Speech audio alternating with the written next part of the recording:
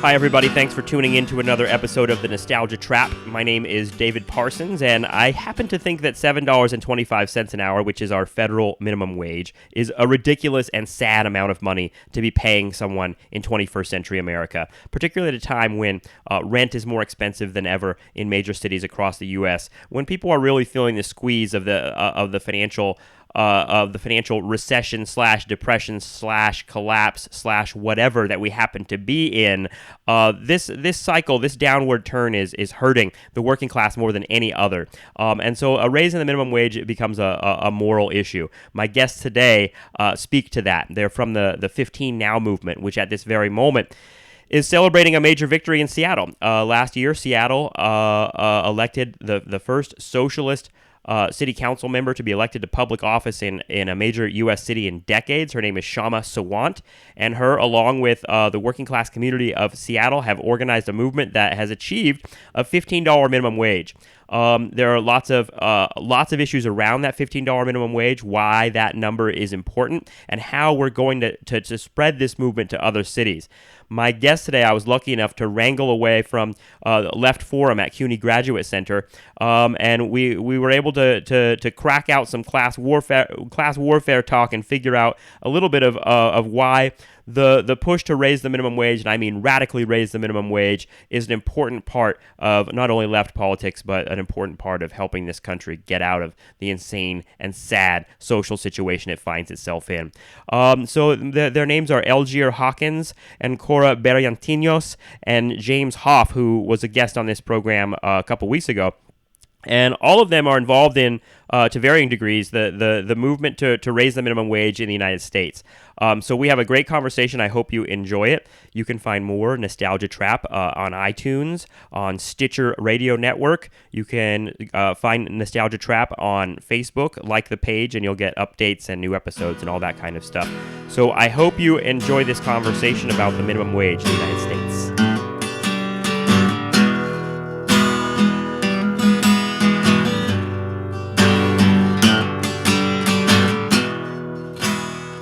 You know, we live in a society that has a really pretty shitty attitude towards poor people in general, but I wanted to talk to all of you guys about what's being done to kind of reverse this trend. So maybe I can start with you, Eljeer. You said you were tabling in Jamaica, Queens today. Can you tell me a little bit about what you're trying to get the message out about? I assume this is with 15 Now? That is correct. Okay. That's correct. Well, if we look at Jamaica, Queens as an example, one of the more poor districts in Queens, but throughout the city, also had profound heights of rates of stop and frisk. And where we were doing the table today was right outside the train station, last stop on the E train. And the response actually was fantastic. We're talking about the working poor. Yeah. We're talking about folks who probably on average are making between $20,000 and $30,000 a year. Afro-Caribbean. So we're talking about a really significant section of the New York working class that really are struggling. Yeah. Many of them will hold 1, 2, maybe even 3 jobs if possible. And so the response that we've received today really spoke to the urgency of the $15 minimum wage, to which the city doesn't have the power, actually, to implement. That has to come from Albany. Has come from the governor's office. So it's not just de Blasio is not just going to wave a magic wand and make this happen, right? It seems like something is it Cuomo that we have to get to make this happen? Cuomo has to make it happen. Yeah. He's made it clear already with this election year that he's not eager to do that. Yeah. It's going to go to $9, the minimum wage, in 2015, the end of 2015, really 2016 if you think about it. $9 it's going $9, to? Yeah. So why? Let's start from the beginning. 15 is a lot, and 15 is, and I say 15 is a lot. I don't think it's really a lot at all. But 15 is a lot in terms of like demands, because I mean there are other movements that are like 11 now, 12 now, things like that. So why 15? Like why is 15? And I mean I think I know why a little bit, but why is it? Why is that important? Why is that number important? Well, we're linking the struggle of the low wage workers. Yeah. Who went on strike over a year ago. It was $15 in a union. Yeah. That was the first original demand Right. of the movement. The minimum wage really has not moved in decades, actually. Yeah. And if it was tied to inflation, if you look at 1968 numbers, if it was tied to productivity or inflation, we're looking at $23. We're talking even $28 an hour. Yeah, I've seen numbers like that. That's right. And so, when you see numbers like that, there's like, well, if it were at pace with inflation, people should be getting paid something like $22, $23, even $28 an hour in some places. And it's what's the federal minimum wage right now? $7.25. $7.25. Is that right? Yeah, that's correct. And I mean, where is? I hate to bring up the name, but like, where's Obama on this? Like, where's the federal government moving towards minimum wage? 'Cause I know he came out recently about minimum wage, but he's definitely not 15 an hour. So where's he at with that? Well, he came out. I mean, they're feeling the pressure. I mean, we are talking about the post-Occupy moment. Yes. That we're living through. Uh-huh. So the question of inequality, the question of poverty, has now reached proportions where it's in the consciousness. Yeah. And I think in many ways it was his response to that. Also, they've lost so much ground in the sense of the electoral base because his administration, I mean, we have to be real about this, that he's carried out the agenda of Wall Street through and through. Yeah. If we look at the slashing of Social Security or the attacks on Social Security, to which he's open to privatizing. If we talk about welfare, the sequester cuts, the cuts to welfare over the last, budgetary cycle. Yeah. We're talking about billions of dollars. Yeah. And so the working class is being squeezed to the point of really no return. And 15 in many ways is still not enough if you think about it in a city like New York. But it opens up a space where we can begin to address poverty. We can begin to address the inequality that exists. Well, yeah, I mean, when we're talking about people that are working 40, 50, 60, sometimes 70 hours a week of minimum wage jobs and still not able to pay rent in the city, that's not a sustainable situation, it seems like. And beyond that, there's a lot of morality for it, as far as I'm concerned, too. Maybe I can talk to Cora for a second. I just wanted to hear from you on 15 Now and how you came to this movement, because you come from outside the United States. You were born and raised in Spain. And you came to the United States. Are you a graduate student? Yeah, well, I'm a PhD. So I came. So you're done. Yeah. Yeah, you're not a graduate student. Yeah. Sorry, I'm sorry to insult you. No problem. So, how did you come to activism? Because it sounds like it was something you were involved in before you came to the United States. Yeah, I mean, activism I started probably when I was a teenager with student strikes in Spain trying to defend the public education. At some point, I got involved in the Communist Party there. Both my parents were members, and I entered in the youth. And there I start to learn and start to make connections, and basically, in a way, to realize how everything is connected in a way. Yeah. How all the attacks that Spain was suffering at that time against workers' rights, against all the welfare state, was connected with all the horrible situation of other countries in the world. And that made me realize we have to really make a fundamental change in this world. And how big is the Communist Party in Spain? Because I mean, here in the United States, obviously, we have a particular history around communism where it's been, attacked and eradicated in some places. What's that like in Spain in terms of joining the Communist Party? Is it something that's out in the open, or do you feel like a lot of pressure from the government? No, it's pretty open. I mean, it's like, but obviously, it was really big on the 80s after the death of Franco, the dictator. And then over the 90s till now, it's been decreasing membership and Yeah, I guess I'm just curious about what left politics, what you found, being involved in left politics in Europe and Western Europe in particular, and then moving to the United States, how you find the left here. Like, what is the difference? I know that's a big question. Yeah, I mean, in Europe, I think that the main problem we have is like there is a lot of mixture with the social democrat parties. And in general, I think they sold the working class in a way. Yeah. And that make the people in the left, in the real left, to be really disappointed, really lacking hope. In contrast, in United States, maybe it's smaller. It's true. And actually, when I came here, I was really scared of even saying I was a member of the Communist Party. Oh, really? Yeah. I was. Well, really hey, scared. you have a reason to be scared. I mean, the New York Times just, had an article just 2 days ago about the Department of Homeland Security, like, and the way the information they collect. I mean, they're collecting. I have no doubt that I have a file somewhere for the things that I've said. And what's interesting about it is they were like going after people that talk about income inequality. Like they know who their enemies are. You know what I mean? Like, I mean, for me, it's like the mask is off in terms of the state, their attitude towards capitalism and what they are, and like what they're willing to do to defend it. So, it's interesting to me to think about that, like that thing coming from Spain and coming to the United States, because the left has a different history here in the U.S. and we have a different attitude towards these issues. I feel like, I don't know if this is true, but I feel like there's a class consciousness in Europe that doesn't exist in the United States or as powerfully. So is that part of our work? Is that part of like what we're doing here, is developing a class consciousness? Yeah, in many ways, I think that's exactly what we are trying to do. I mean, I think that Occupy Wall Street really reopened the debate, talking about the 99% and the 1%. But still, it's not clear exactly, for instance, if the Democrats are serving one or the other. It's not clear exactly what are the ways in which the 99% can empower themselves and how can we do that. And I think that's exactly what we are trying to do. We are trying to, in a way, empower the working class and empower the 99%. Well, how much of this energy came out of Occupy Wall Street for 15 now?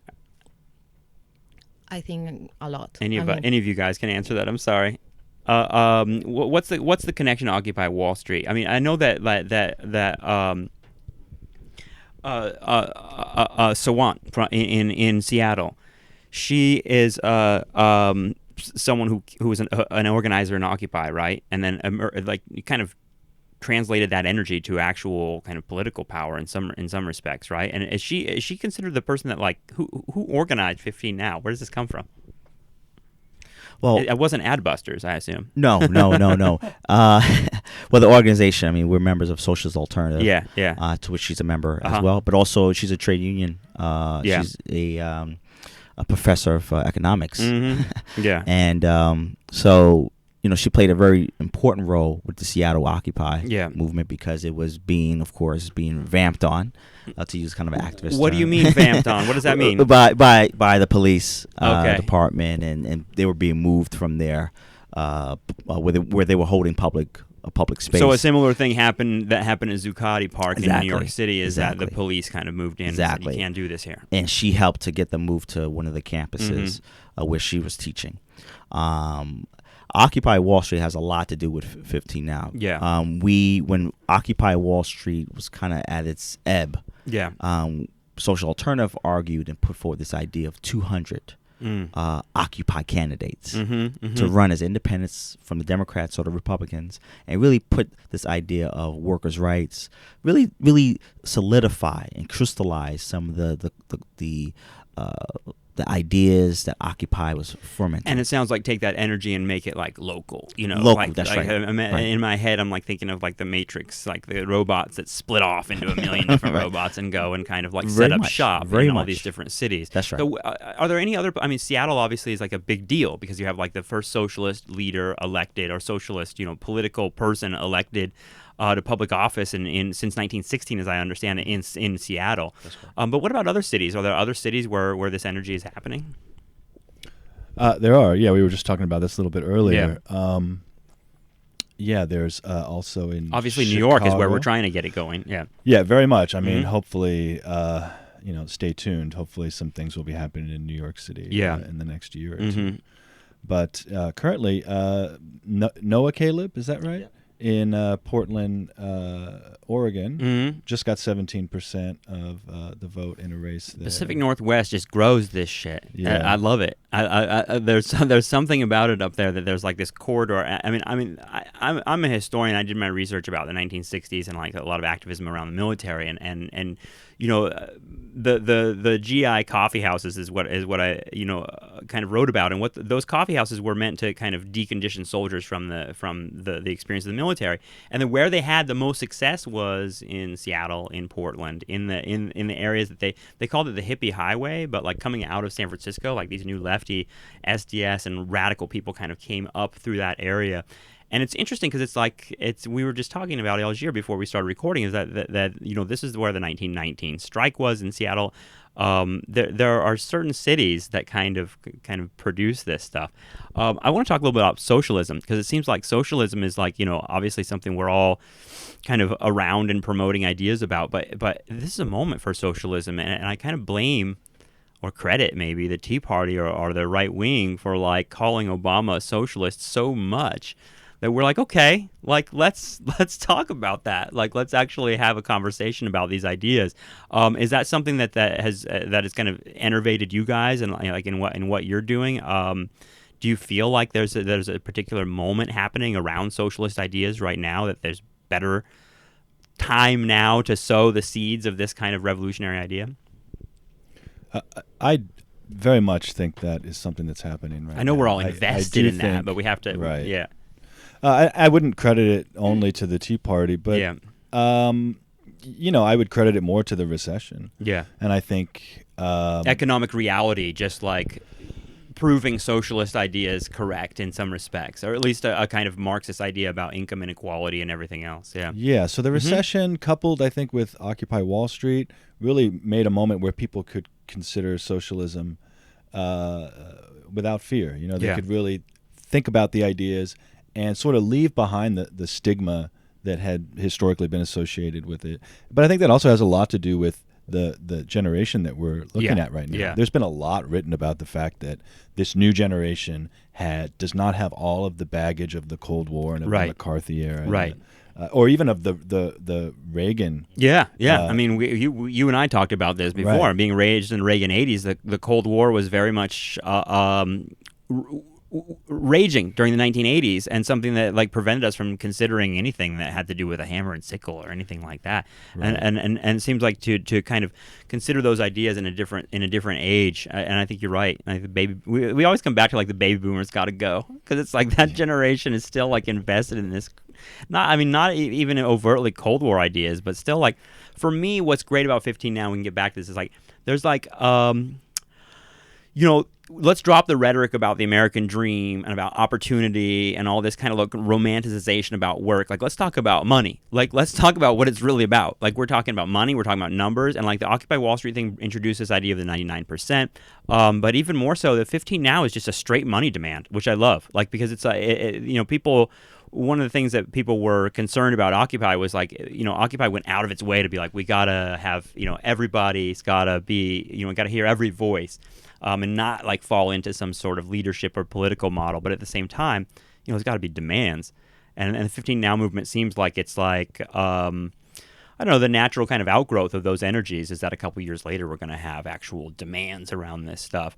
Do you find that when you have that with the 200 people that are supposed to be elected from Occupy, it seems like the Tea Party had a lot more luck. And when I say luck, I mean money on their side, right? Like, you say, like, the Tea Party people raise their hands, say, like, I'm willing to, like, say that that I'll promote deregulation and stuff like that. You're going to get corporate money on your side. But if you're going to use Occupy type language and use that kind of rhetoric, it seems like corporate money's not going to be falling your way. So how do we elect people with those kinds of ideas that are hated by the people that actually promote and give money to elections? Well, I think one of the key things, if we look at Kshama Sawant, if you look at Ty Moore, who ran in Minneapolis and lost by only a handful of votes. Yeah. Both candidates for Socialist Alternative, they were working within the grassroots. 10 years before Ty said I'll run for city council in the district in Minneapolis. Yeah. He was organizing against military recruiters in high schools. He was organizing with other activists around saving a high school in a predominantly African American community. Yeah. He would go on picket lines with striking SEIU members. And so when he announced his candidacy, and when he went to the SEIU offices, and they said, he had the highest rating for all the candidates they interviewed because they know him because he was organizing with them. Kshama Sawant, the same thing. She ran up against Frank Chop. Yeah. She lost, right? But we celebrated as if, we got 20,000 votes. We didn't take any corporate money. But we spoke with a boldness and a righteous indignation that a lot of folks don't really hear. I mean, they heard it from the Tea Party, but that was more of the right-wing populist expression of anger towards the bailouts, towards really their lives being destroyed by the corporate elite and their agenda. So the way that this next round of elections that I think we're going to see, working class candidates will have to speak in those kind of terms. Speak the language of what working people face on a daily basis, their material conditions. On top of that, building movements that will sustain and bring sustenance to these campaigns. So what you're saying is that there's more than one way to win an election. As much as we like to think that, well, it's just money. Right. Well, it's still votes. You still can get votes. I mean, and we see that the fear that I would say Republicans and Democrats have of this kind of grassroots organization is high. I mean, they want money to talk. You know what I mean? Like, they want the money to succeed. I want to go back to Cora for a second, because you'd mentioned, and Eljeer, you just mentioned this too, the idea of like connecting many different issues. And what you're saying about like building a kind of grassroots movement is understanding that the working class is facing issues on a lot of different levels, and this stuff is connected. When we think about racism, we think about capitalism, right? Like, capitalism breeds this kind of division. Capitalism breeds a kind of shitty attitude towards women, and like capitalism breeds war. So it's like, was that something that, like, for you, connecting those issues? It sounds like your political consciousness was developed in Spain, but like, was war something that you were engaged in too? Like, were you an anti-war activist as well? Yeah, absolutely. I mean, I think that also one of the most important events of my life was the mobilizations in Spain against the Iraq War. In 2003. Yeah. I mean, I wasn't a student back then, and was one of the biggest demonstrations of popular, outrage. Yeah. And I mean, for me, it was really important. I mean, more than important in becoming an activist was important in realizing that unless we really get rid of this system, we are not going to see any solution. And kind of realizing that then the main objective has to be in empower the voices of working people. Yeah. That the only way in which we can ever live in a dignifying way, it's really empowering ourselves. Yeah. That was really... I mean, it feels like at this point, when I think about like the militarized police in the United States and like what we're up against and the kind of like warfare that they're willing to bring out against us, every weapon of state violence, tasers and dogs and everything else that we've seen for years, but since probably the war on terror started, we've got an acceleration in that kind of thing. So it feels like, you're the only way we're not going to bring tasers. In other words, like, we're not, as much as that might be a conversation we can have, that we have to fight this in an organized way that's smart, that can actually overcome those forces, because the stakes are pretty clear. I mean, it feels like when I'm reading about wage theft, it's aggressive in terms of what is being taken. Can we talk a little bit about kind of who are the low-wage workers in America? Because what industries are they in? As I understand it, in the United States, we have a history of manufacturing being where low-wage workers are. But as I understand it also, manufacturing is not the primary thing that Americans are doing, working class Americans are doing. So how has that changed, that landscape of the working class, and like, how does that help us kind of figure that out? Because I feel like there are certain kind of elements of the service economy that we can exploit. Is that right? Yeah, well, I mean, it's pretty common knowledge now, and there's been a lot of news reports about the recovery being the jobs that are being created, and the ones that are being kept alive are low-wage service jobs. And the low-wage service industry has been growing. It's been the only sector really. Except maybe I think maybe education or health that has been actually growing in the last decade, really. And so And when we talk about You have service, this we're talking huge about class of like people that are working as cashiers at Walmart. We're talking about people that are in food service.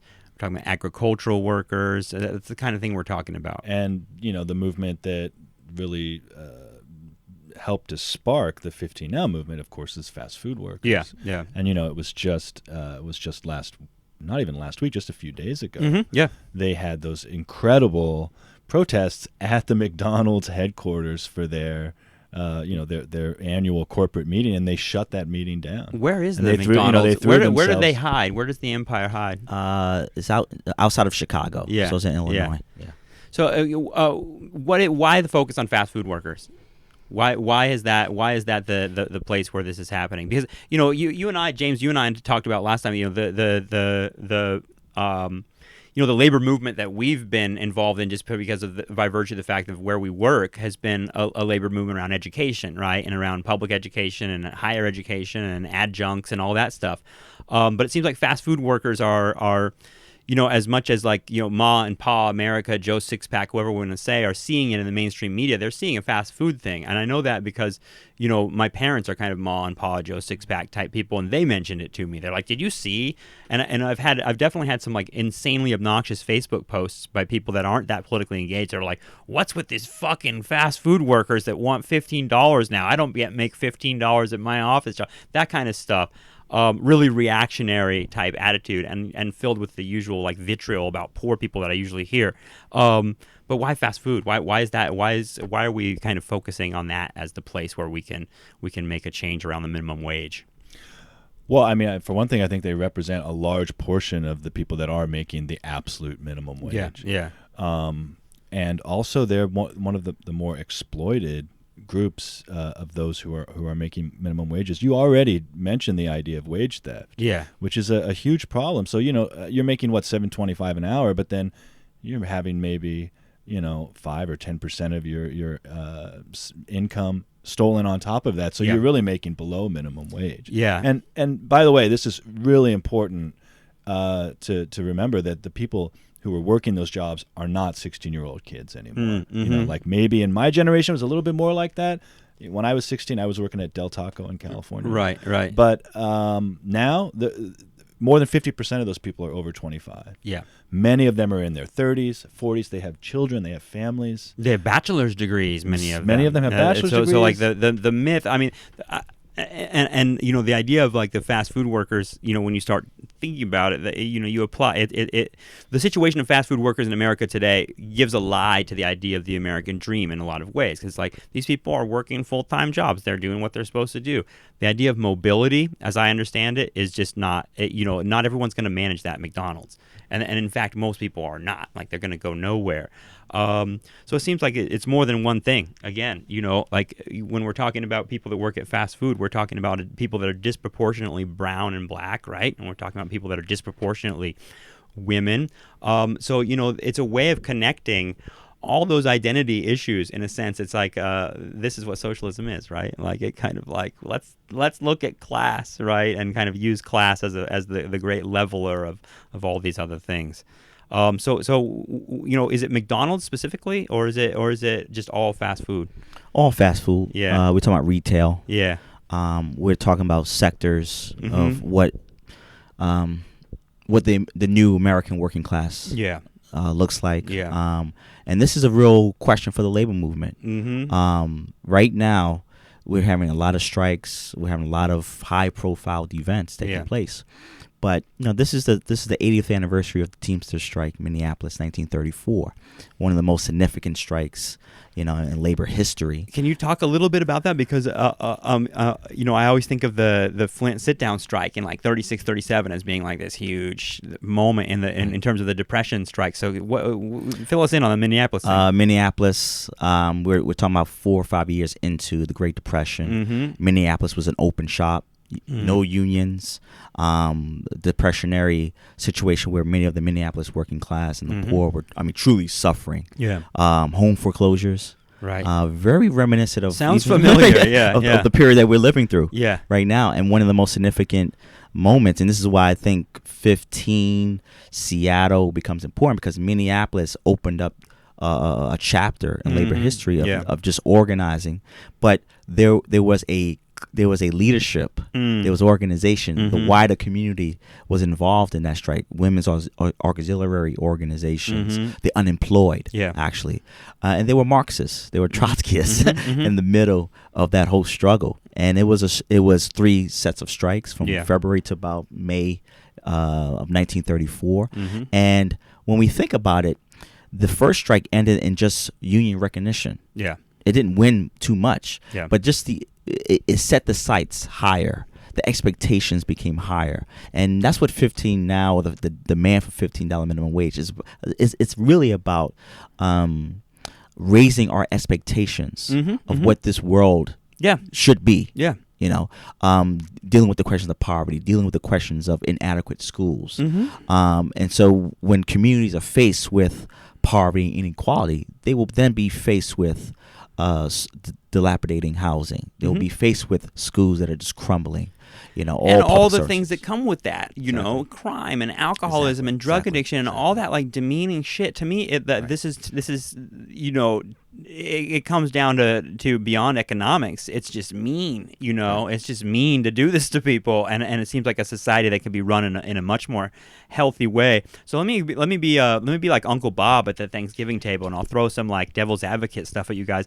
Okay, you know, we're gonna raise the minimum wage. All the jobs are gonna go overseas. The companies will just leave, won't they? Like, isn't that what will happen if we raise the minimum wage? They're already going overseas. Yeah. They've already done that. In fact, they're looking for cheaper labor. They're looking for utilizing prison labor, to which they're doing as we speak down in the South and the Southwest and other areas. So that has already taken place. Yeah. And that's something that's a boogeyman that they've used, because it's really not about the money. Actually, it's really about the question of power. And they know that if they give an inch, that working people will begin to feel their own power. Their own sense of, okay, if I can get 15, imagine what else we can get if we continue to organize and band together.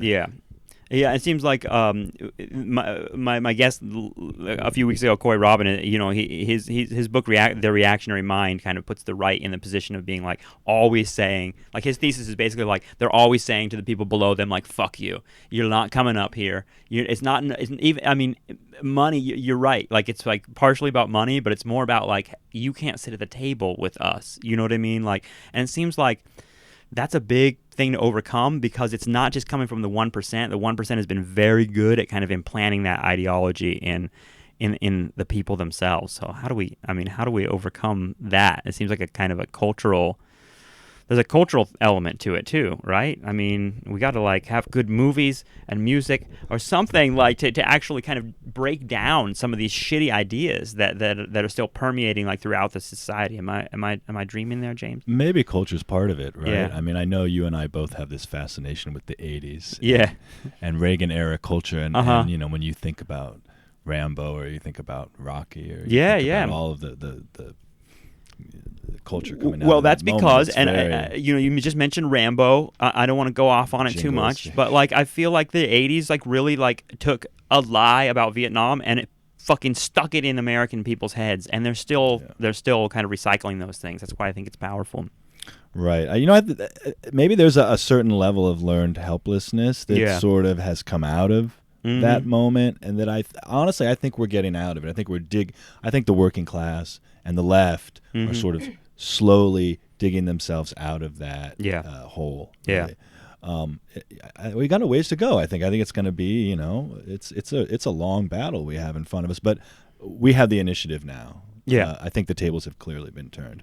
And, you know, 15 Now is all about destroying that learned helplessness, about teaching people, you know, instilling in them the sense that they can go out and be part of something important and make a difference. And as Eljeer mentioned, and as you mentioned also, you know, make tangible gains. Well, these not just learning ideology, not just, you know, feeling good that you went out and you marched, but, you know, my wife or my sister or my brother or whatever now makes twice as much as they used to make. That's a huge difference. And actually, you know, paid off a credit card and like moved, did something that actually improved the actual material structure their life. Yeah, Cora, do you have a response about the cultural stuff? Because you come from a different kind of national culture, and I feel like do Spanish people hate poor people like Americans do? Because I feel like in America there's like a real disdain for poor people and the iconography of poverty, etc.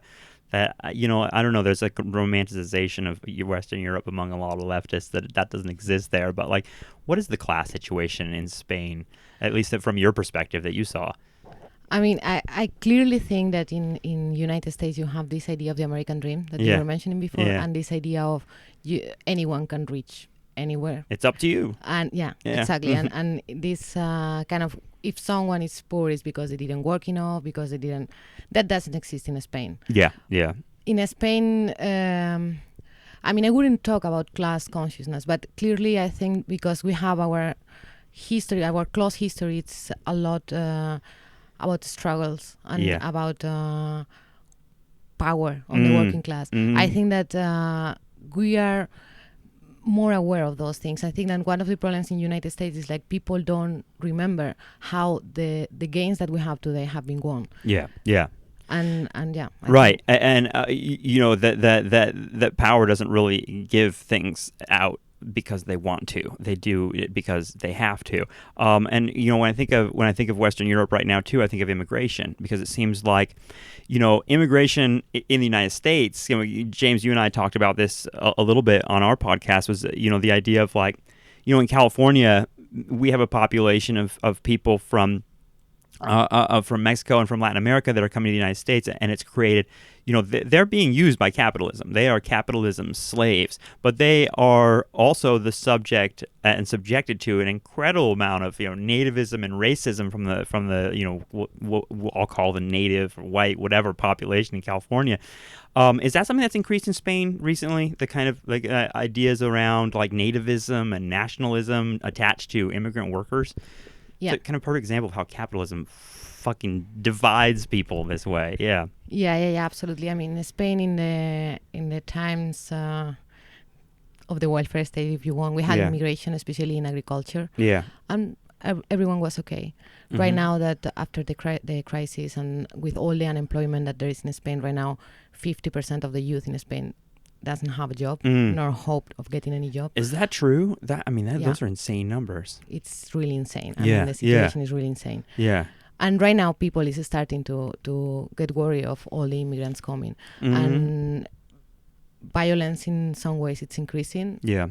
Racism and this idea of they are coming to steal our job and it's increasing. And it's something we didn't have a few years ago. Yeah, I mean, the documentary Food Inc. has a section about like agricultural workers in California that it shows like how these workers are used for a reason because they're doing the food corporations are doing shitty things, and they're making workers do these things that they know are kind of borderline illegal, so that if there is a problem, they can just deport their workers. And like, that, to me, that is such a cruel and insane kind of idea. That idea that they could import workers and then turn them into to immigration basically when they're done with them, when they're convenient or inconvenient, I should say. So it seems like immigration issues show capitalism kind of chewing people up this way. And when we talk about the progression, the history of capitalism, we're talking about for me, I look at the 19th century. I'm like, child labor and all the tenements on the Lower East Side and all the kind of horrific things we think about.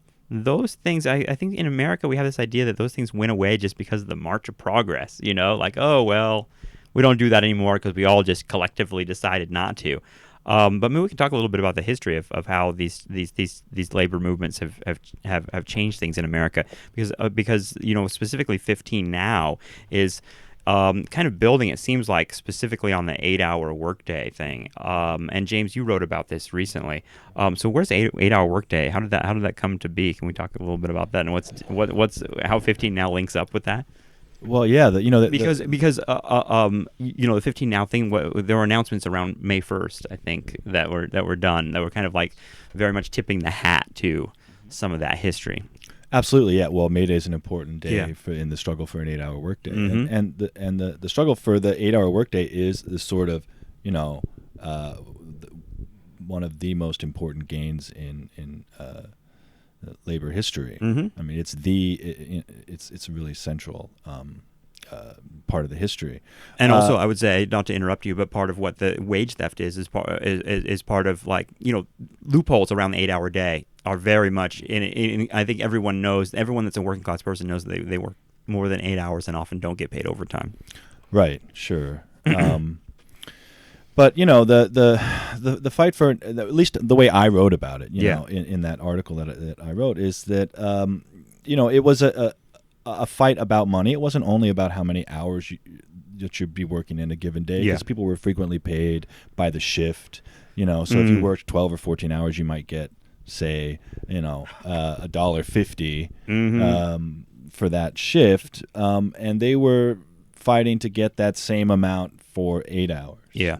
But it was also, like I said in that piece, it was also about dignity. It was also about wanting a good, decent life to live. Yeah. About having 8 hours of rest, 8 hours of leisure, and then 8 hours of ideally meaningful labor. Yeah. And I think the fight for 15 is similar in the way that it's asking for enough. And I think it's just barely enough. But it's asking for enough that you can have a little bit of that space, a little bit of that leisure. It's not just meeting the absolute bare necessities. It's not just simply, we're not going to be kicked out of the apartment, we're not going to starve, but we might have a few bucks to go out and do something enjoyable or pleasurable. And that dignity is really important. Yeah, no, I think that word dignity is kind of the key to what you guys are kind of moving towards with 15 is something that let's cut the bullshit. Like, $7.25 is a sick joke. $11 is not really going to pay the rent. You've got a shirt on, Eljeer, that says because the rent won't wait.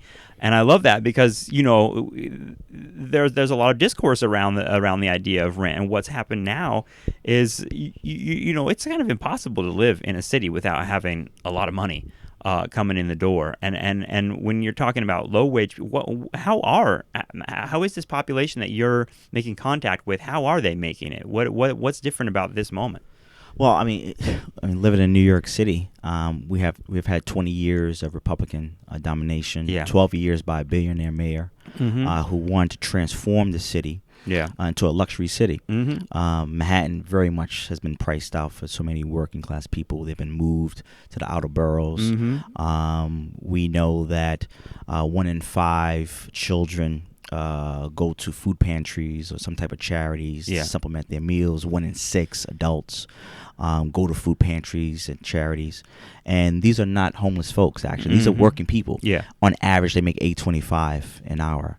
So imagine if they got 15, where the question of, well, do I pay my rent, or should I pay an extra few dollars to get some more groceries? And so the makeup of the city, the political economy has shifted to making sure Wall Street make all the profits hand over fist, and have a working class that basically is not relying on the state anymore in the sense of welfare and subsidies and things of that nature. But in fact, we have charities and churches that can do that for us. And so 15, or even the building of a movement like this, can begin to address, one, who's controlling the resources in the society, right?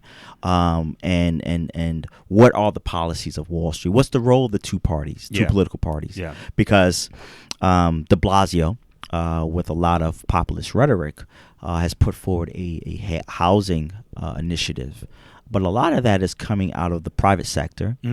A lot of that initiative is 200,000 affordable, quote unquote, affordable homes, and there's a big debate around a rent hike. And the discussion if there should be a freeze or not. And so there's no talk of building of construction of new homes.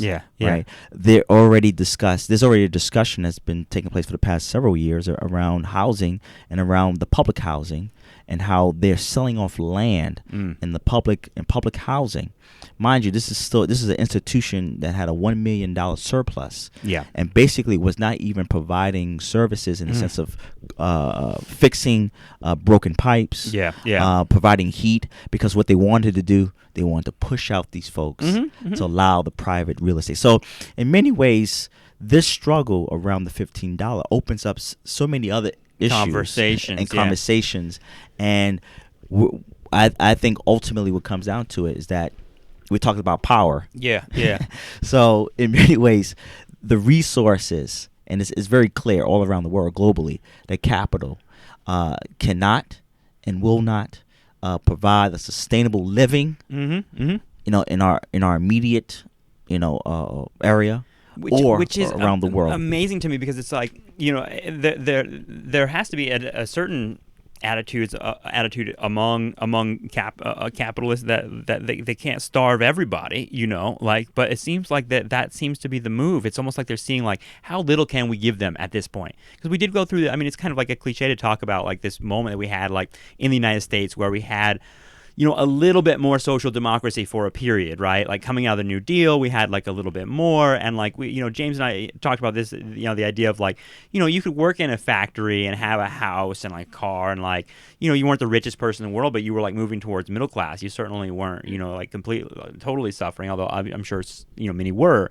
but in either case, there was a middle class. It seems like that's just being shrunk, and I can't figure it out in terms of power, because it seems like middle class is such like historically this buffer from like the masses. So like how do you reconcile that? Like how do you get through something like that? I know that's a big question, but well, I think because the American dream has basically ended. They're living through the American nightmare. I think class consciousness is starting to recognize that there is a 99%. There's a group of folks that are working endlessly just to try to make it. And so certain language is so important to the struggle actually, because without that that sense of commonality, that we're 50 years removed from the civil rights movement, right? We talk about the New Deal. We talk about Johnson. Actually, it's the anniversary this past day or two of the war on poverty, right? And Johnson's the Declaration. And so, can this system return back to the pretty stage of capital, where it provided all those various resources? The key question is that there were movements that existed. We talk about the Communist Party in the United States. The Communist Party was a semi-mass party. No, the wolf was at the door in a lot of ways for the leaders in the 1960s. That's right. Civil rights movement was at its apex. Anti-war movement, women's movement. All those things put a lot of pressure on.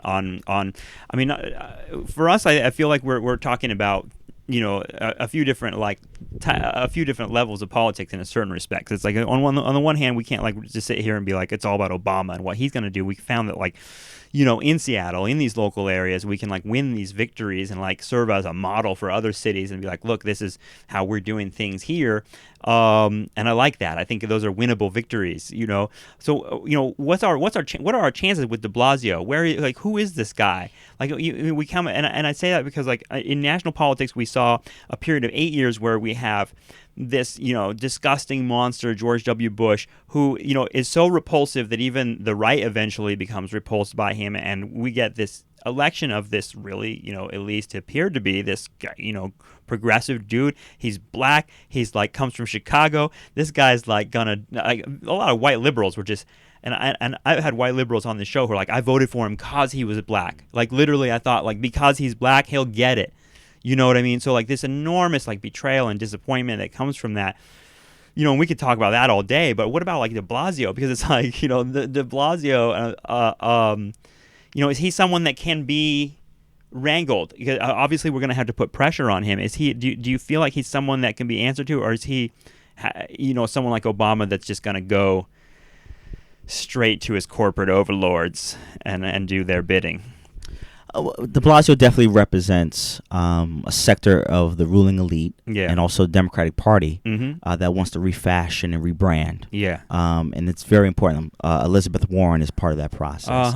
Ras Baraka, who just became mayor of Newark. Yeah. Right? He's rebelling against the Zuckerberg, grant money to Booker when he was mayor. Right. And so this is an attempt to refashion and rebrand the Democratic Party. But I think I said to James before we got started, I said De Blasio can't serve two masters. Yeah. Wall Street on one side and a populace actually that was totally just alienated, disgusted really of the billionaire mayor. Yeah, that's what I meant when I was talking about George W. and Obama, because it seems like we saw that in like microcosm here in New York, where like people were like, Bloomberg was still popular when he left, but there was still kind of a feeling, and I'm not sure what energy elected De Blasio, but it seems like there was a kind of spirit of like, let's try something new. Let's try someone who, there was a racial element too with his wife and his son. There's like, let's get people that look like us kind of thing. So there's that like identity thing involved. But I know a lot of liberals that are very excited about De Blasio. Right? They feel like he's the guy, but it sounds like are you feeling like De Blasio is rebranding the Democratic Party like Elizabeth Warren? Because aren't you an Elizabeth Warren fan? I think Elizabeth Warren has some good ideas about a lot of things. I play some of her, like there's some quick student videos. Debt and student loans, for instance. And she talks about like some really cool stuff about capitalism. But Eljeer is absolutely right, though. Yeah. I mean, the Democrats are, I think, sort of a lost cause at this point. And we all know they have been for a very long time. Yeah. As for De Blasio, I mean, look, I think you were bringing up the idea of New York and how what a difficult place it is to live and how expensive it is. And, it's an international market for real estate. Yeah. Right? I mean, New York is this example of global capitalists' desire to expropriate every tiny ounce of surplus value that is created by ordinary people like workers like us, and artists who make neighborhoods nice and cool places to live like Soho, so that international billionaires can come in and buy entire buildings and turn it into a condo for themselves or something. Well, that's their right. They worked hard for it, James. Come on. And so, that's a long-winded way of getting to my point that people in New York, capitalism has bred the sort of resistance to itself. Yeah. I mean, people in New York are feeling that squeeze so hard. Yeah. And they saw someone with just a little bit of left tinge to them, and he had that. People were trying to label him a socialist for his earlier involvement. Who, De Blasio? Yeah. Yeah. And so, I think people really just latched onto that, and he, of course, latched onto that. That disappointment with Bloomberg and disappointment with capitalism in general, and people suffering. They looking to him as someone who, is a change. Maybe he might be able to, and he's used the rhetoric of that. But I think it's all rhetoric, and I think it's mostly on. We'll see. Depending on how much pressure can be put on him, whether or not he might move further to the left, it's possible. I mean, Ed Murray in Seattle, for instance, is a Democrat. Yeah, and he was pushed to really have to embrace $15 an hour, and now he's going to try and take love that. Credit for it. He's going to when the city council That's finally what's so passes tricky it. about working in the political system and dealing with political leaders is because I think Kurt Vonnegut said like one of the biggest flaws in the American system is that the only people that want to be politicians are psychopaths, and so you have this kind of like.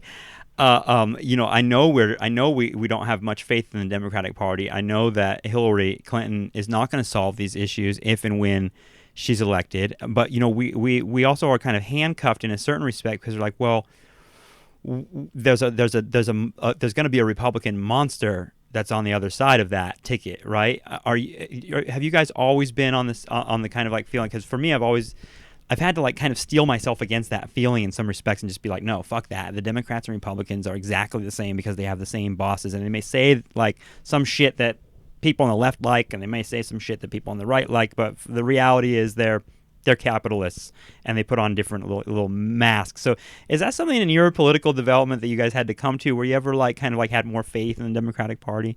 Did any of you vote for Obama? No, actually, no. No, you were born a Marxist. No.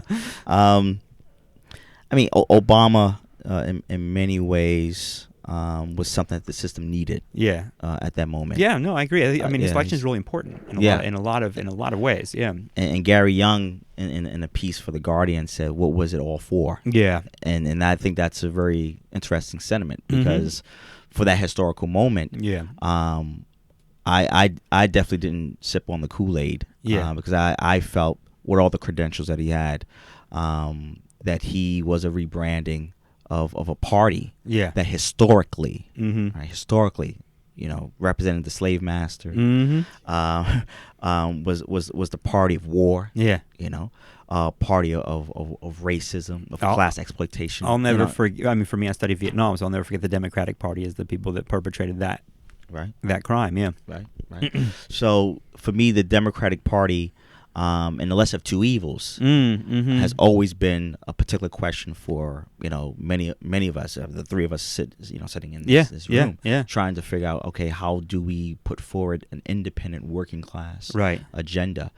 And I think Kshama Sawant, in many ways, that victory opened up a Pandora's box, because then you have Lawrence County in Ohio with 12 labor activists.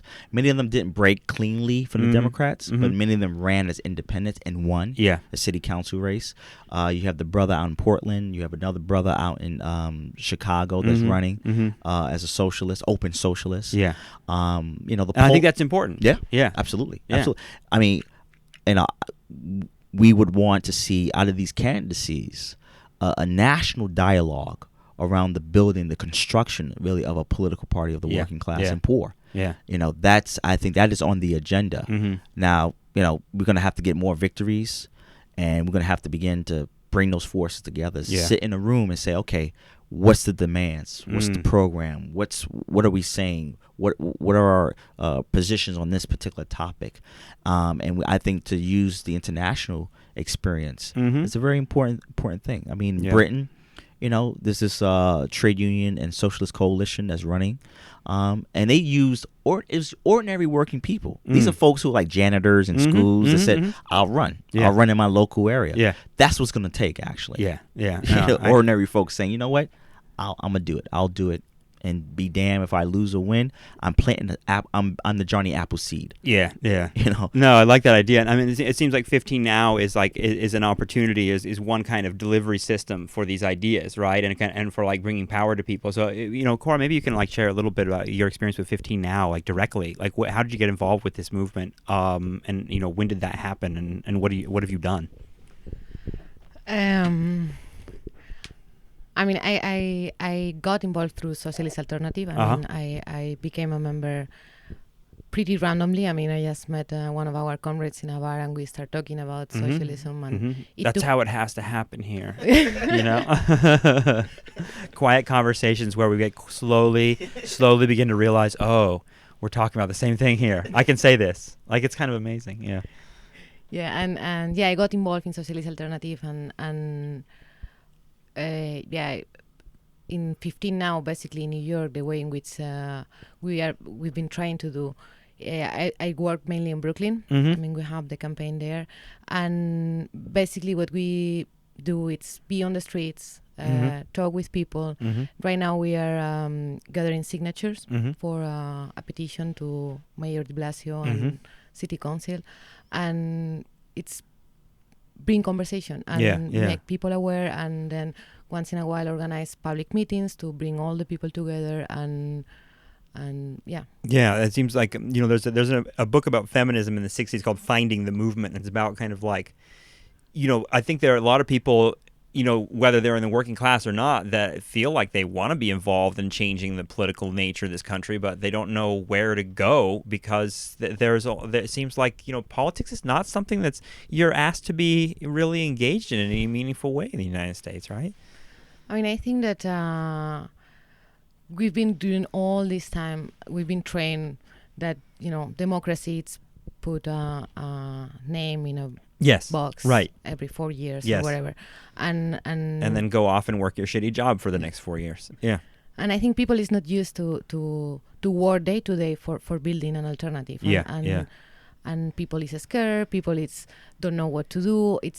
We need to really bring back to life those feelings. Yeah. And that's what we are trying to do with 50 Now. Yeah, no, I agree. I mean, I think that it's a weird thought, but in some respects, like the idea of like the people that we're in this kind of apocalyptic moment in culture, people like to think about like this dystopic end of the world stuff, and part of that is an expression of the idea that people feel very separate from one another, and they feel like if the resources went away, we would all just start eating each other instantly because we have no solidarity whatsoever.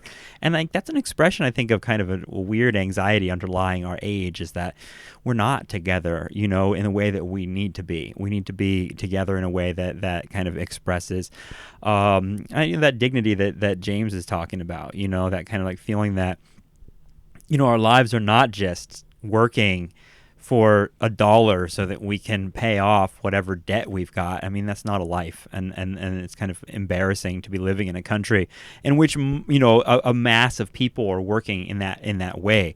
So, in terms of developing class consciousness, it seems like all of us had a different kind of path to that. I mean, I came from a middle class kind of situation in Ventura, California, with Little League baseball and everything like that. But as I get older, I realized that my parents were kind of on the lower end of that working or on that middle class thing, that they were like struggling and didn't want me to know that like they were worried about bills all the time. And there's a real shame in the United States around these issues. Like you're not supposed to tell people that you don't have any money, and when I think about culture, I think that's a big thing that has to change, is the idea of shame around talking about these issues, that it's okay to be poor. It's not your fault. Like it's not a failing. And it seems like in America, we really kind of strongly associate economic failure with personal failure, and that's like a really unfortunate thing that needs to shift. And it seems like this kind of work can